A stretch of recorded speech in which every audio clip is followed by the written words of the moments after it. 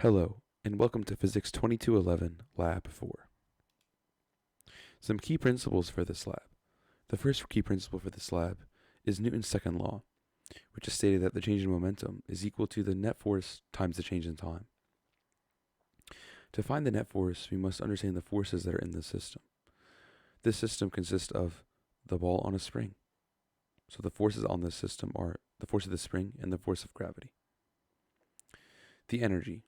The energy, as it says here, is the mass. The system is the mass of the spring and the earth. There's no surroundings. So that way, the change in energy is equal to 0, which is equal to the kinetic energy of the mass, the potential energy of the string, and the potential energy of gravity.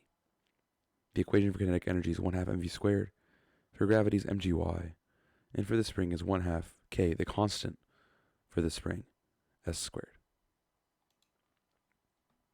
Here you can see the tracker with the video of the spring with the mass moving. As you see, the start position is negative 0.107, negative 0.636 meters. There is no initial velocity, and the period is about 1.52 seconds. To solve for these values, we must look at all of these equations. For the gravitational force, we look at mg, which is the mass times the gravity, which is going to equal negative 3.94 newtons only in the y direction. For the spring constant, we must find what it is, and that is equal to the k is equal to 4 pi squared times m over t squared, which, when you put those numbers in, calculates out to be 6.67 newton meters. The relaxed length is going to be equal to the force of gravity. If you solve for that, you find that the relaxed length is 0.109 meters. Here is the computational model code for this experiment. On the left, you see the mass of the ball, along with the initial conditions and the time.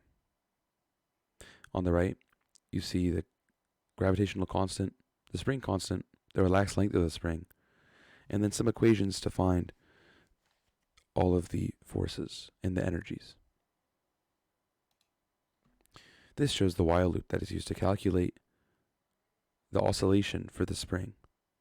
You see gravity, this force of the spring, the net force, which is used to find the velocities and the positions, which are then used to figure out what the spring does. As you see, these are the graphs that result from the computational model. On the left is a graph. This graph shows the change in energy with all 4 types of energy listed. On the right shows the predicted motion versus the actual motion of the spring, the red being the prediction motion and the blue being the actual motion. The reason for this difference comes to be that there are some other forces such as air resistance that are not included in the computational model. Some further questions. Is the energy principle satisfied? Yes, because the total change in energy stays at 0. So there's no outside forces that act on the system. And you can see that from this graph here. For us to understand 2 estimates for oscillation periods, we have for the x direction, 1.66 seconds, and the y direction, 1.52. We use the y direction because it is the majority of the motion. Thank you.